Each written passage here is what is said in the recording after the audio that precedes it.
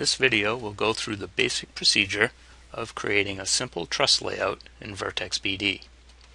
First, I'm going to start by going to the Truss menu and selecting Add Common Trusses. In here, we can set the thickness of the truss envelope, the labeling prefix, the spacing of the trusses, and some other values here that we can just stick with the defaults at this time. I'm going to click OK. And the next step is to select the truss line points. So this is where we select the start and end of our truss run. We can also specify the origin of the truss spacing. So up here in our secondary toolbar, I have a few options of how I want my spacing to begin. I'm going to use this selection here from selected point. I click on that button, and now I can select a point where I want my truss spacing to start. So for simplicity, I'm just going to pick the midpoint of my roof line. Just left click there on that snap point. So that gives me this little green star that indicates the start point of my truss spacing. And now I can select the start and end points of my truss run. So I'm just going to select these exterior framing corners. That's my start point. I'll lock in horizontal to make sure that I'm going in the right direction, and then snap to this outside framing corner here.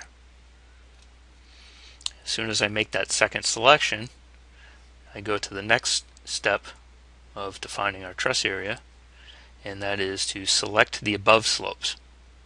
So these are whichever planes are going to define the top shape of our trusses. So I can just select the roofs that are going to control the top shape of those trusses. And now I'm going to hit confirm, which is either press down on the middle mouse button or V on the keyboard. And that takes me to the next step, select below slopes. So I could do the same thing where I select any ceiling planes or roofs that are below the trusses that I'm defining. But in this example, I actually don't have any below slopes. I just have walls and a roof. So what I'm going to do is use an option that allows me to define an imaginary plane. I'm going to use Define Limiting Plane. This allows me to specify a height of this imaginary plane. Here I'm going to use From Wall from the 3D model, and then click on one of my exterior walls, and that'll bring in the value for the height of that wall. If you know the value, you can just enter it in. Then I click OK, and now I'm just going to select the points to draw the shape of this imaginary plane. Since it's just a rectangle in this example, I only need to select the two opposite corners of a rectangle. So I'm just going to snap to the bottom left and top right and hit confirm. And now I get this little blue hatched area illustrating where that imaginary plane is. And now I'm done with my below slopes, so I'm going to hit confirm one more time, and that takes me to the bearing component selection. And what I can do here is select walls or beams that are going to act as bearing points for these trusses. And I'm going to switch to the 3D by hitting F2, and now I can just left click on my exterior walls and then confirm. And now I have just a basic truss layout. If I switch back to 2D, you can see I now have just the common truss layout. And if we just have a gable roof, then this would be acceptable and we can move on. But in this example, I have hip ends. So what I'm going to do is activate hip sets for each of these ends. So I'm going to hit escape to get out of the Add Common Truss function.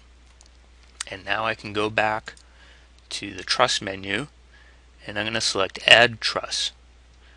So this function allows you to not only just add individual trusses using different methods, but we also have 4 different hip sets available. So in this example, I'm going to use the step down hip end. I'm going to select the truss area, so just click on any one of these trusses, and now I'm going to select the hip eave where I want to apply that set. And now I have the properties for this hip set. So in this example, I'm going to use this method where I'm doing the ridge to hip girder dimension. We'll use 1800 millimeters. We'll keep our hip truss spacing at 600 millimeters, girder ply at 1, and jack truss spacing at 600 millimeters. Click OK, and there we have our hip set. And now I can select the other end and use the same properties. Click OK, and there it is. Now I can hit escape, and there's our completed layout. In the 3D, if I wanted to see the layout a little more clearly, we can hide the roof. So I will just go to Display Geometry by Type, turn off the roofs, and now I can see the layout. Now here we can do further editing. So for example, these little pieces that ended up on the corner, we can delete. So I'm just going to select those little pieces and then hit delete on the keyboard.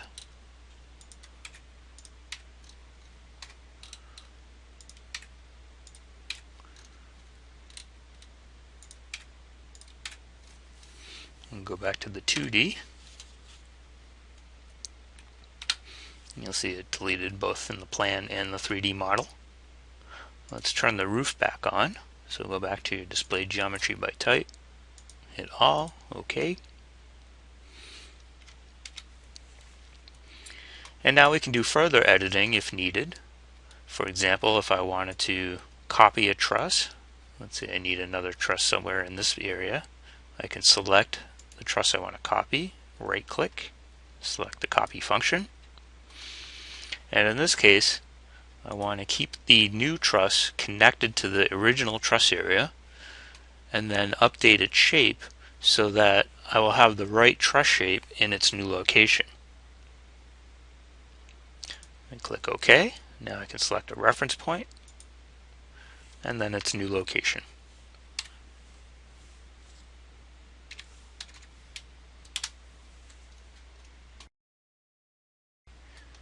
Now in this example, I've added an additional bump out with a gable roof that runs on top of the main slope. We can see here in the 3D model. So I've done this so that we can demonstrate how to add valley trusses to this area. So under the truss menu, we have special trusses, and the first selection is add valley trusses. The first step here is to select the above slopes. So I'm going to select these 2 gable slopes and then hit confirm. Then the below slope is going to be this main slope that runs underneath. So I'm just going to left click somewhere on that main slope there and confirm. The truss line points works the same as it did before, so we can specify an origin for our truss spacing. I'll just pick this point here, and then we pick the start and end point of the truss run. So I'll start at this peak, I'm going to lock in vertical, and then I'll end right at this exterior wall framing line. As soon as I make that second selection, the valley trusses come in, and we're ready to define a new valley area or hit escape to end the function. I'll switch to 3D, hide this roof,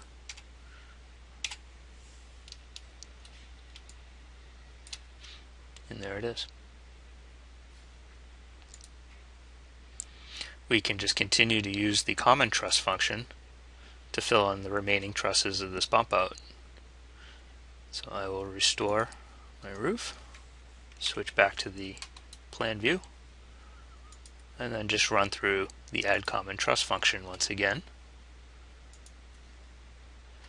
Select my start and end points of the truss run. I'll just follow the length of this exterior wall. Select the two gable slopes as my above.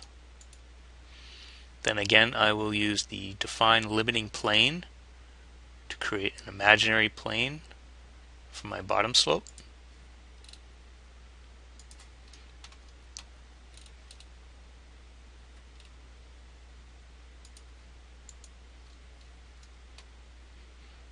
Confirm.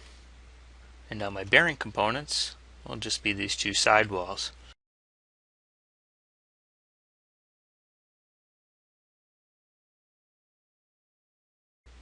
And hit confirm.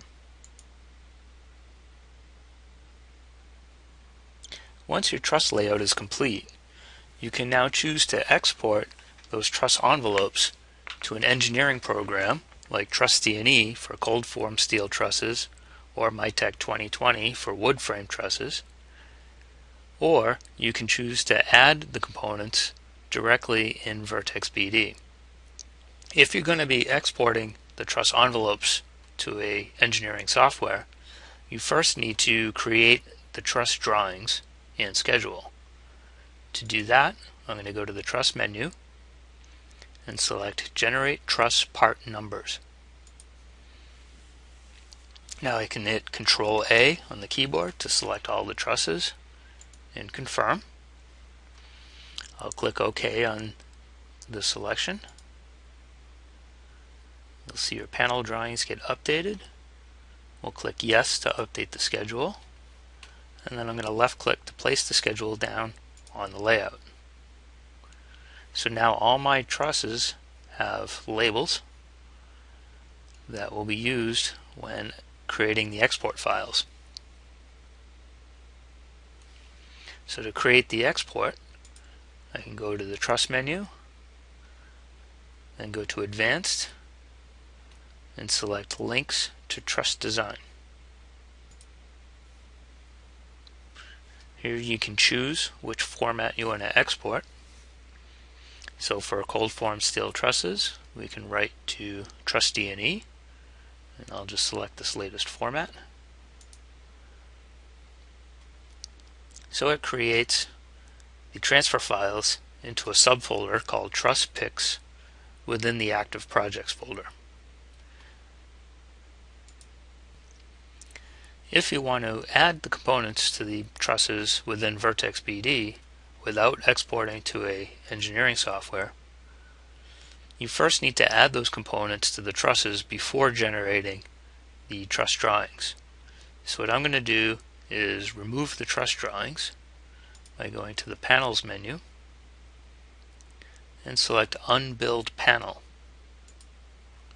Now I can hit Control A to select all the trusses and confirm.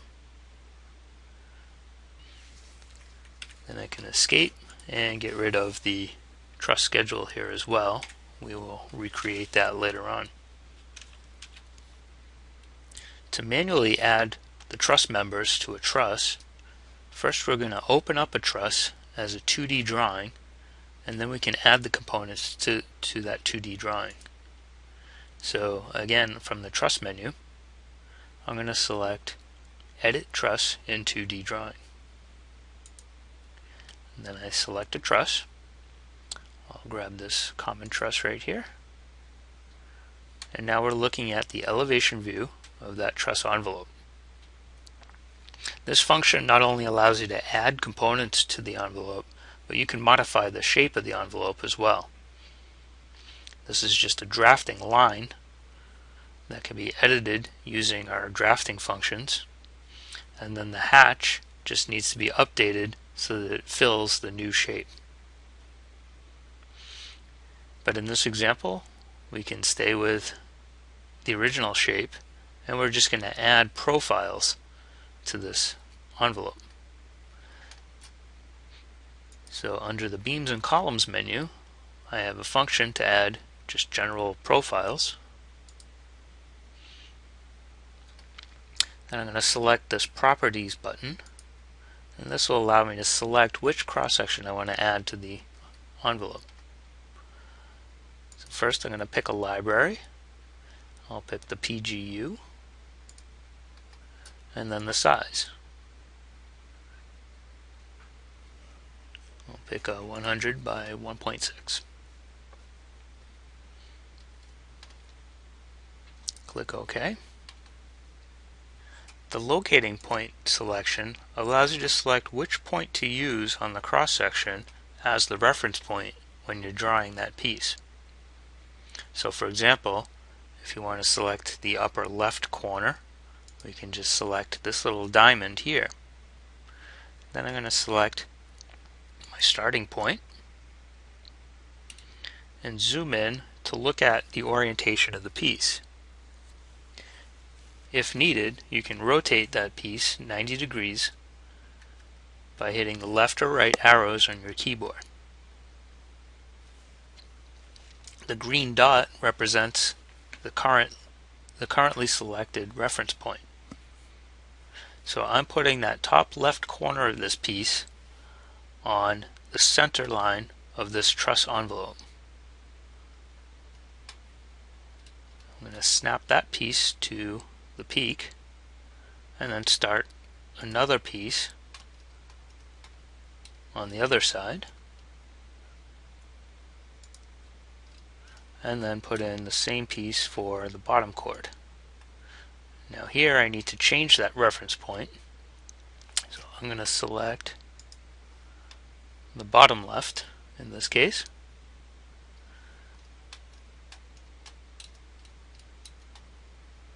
and then bring that over to the other side.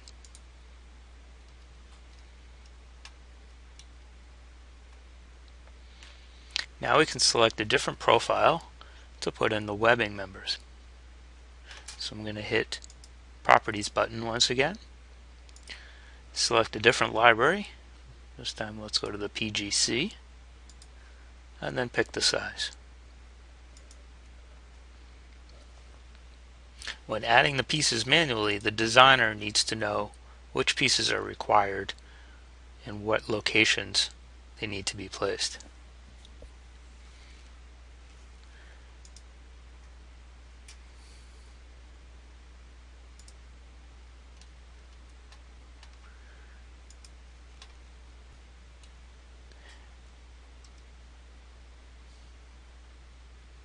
Now when doing back-to-back trusses, we can rotate the members around 180 degrees so that the back of the members will line up with the back of the chords.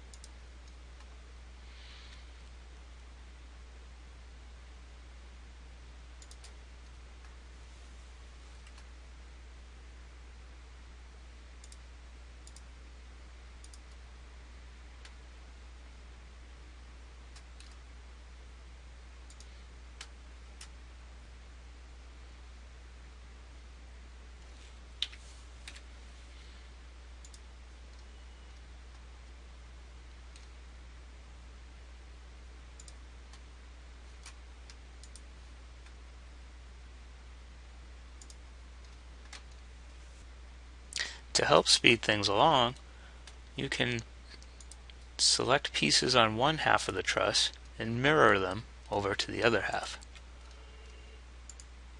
So I select the pieces I want to mirror, right click, select the mirror function, and now I'm going to draw my mirror line vertically through the center of the truss. And then I'm going to maintain the original geometry by clicking yes. And so that keeps the original pieces and then adds the mirrored ones to the other side. To help you clean up the ends of the members, we can use a trim function to trim them to the top chord. So under the Beams and Columns menu, I'm going to go to Connections and Connect End to side of another profile, where, as in the picture shows, the piece that I'm trimming is going to extend to the backside of the target. So that is this fourth function down. I'm going to select this top chord as my target, hit confirm, and now I can select the ends of the members that I'm going to be trimming to it. I also want to hit this little PAR button at the top and change the cut direction so that I am cutting this perpendicular and short. Click OK and then confirm.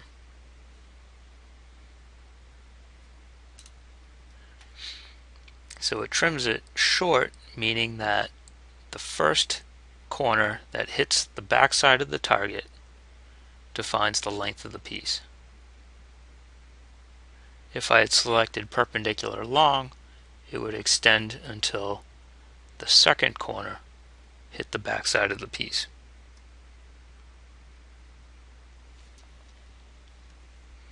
I can continue, select the other top chord as my target, confirm, and select the other members on the other side.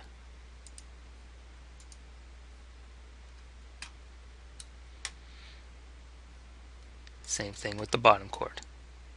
Bottom, confirm, and then the bottom ends of the truss members.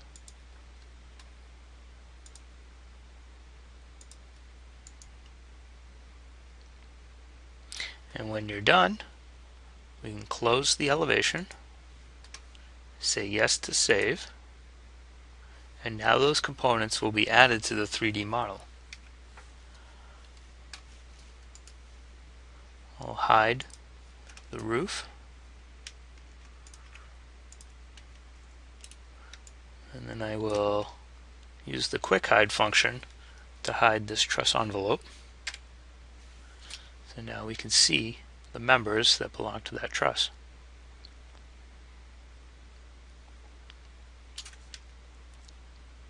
Now we can copy these members to the other trusses that have the identical shape. Under the Truss menu, I'm going to select Copy Truss Shape. So by default, this function will copy the parts along with the truss shape. So I select the target trusses first, and I can hold down the Control key while I select those targets, confirm, and then select the origin that I'm copying the shape in parts from. Now if I go back to the 3D model, I'll see that all of those trusses now have the same parts. This time I will hide all of the truss envelopes by shutting off Trusses. Then I can see all of those truss members. Now let's restore all of our hidden geometry.